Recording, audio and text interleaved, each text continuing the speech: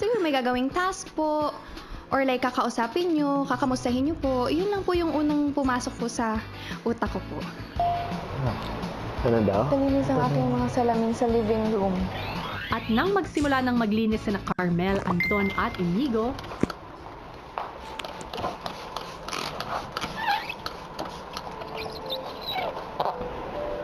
I think...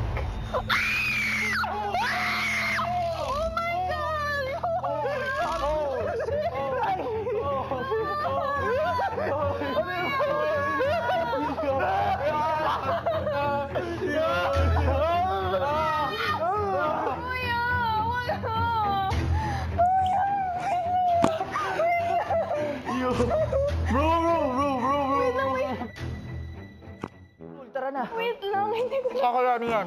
Hihina na. Kakayanin yan. Wait, pwede ba?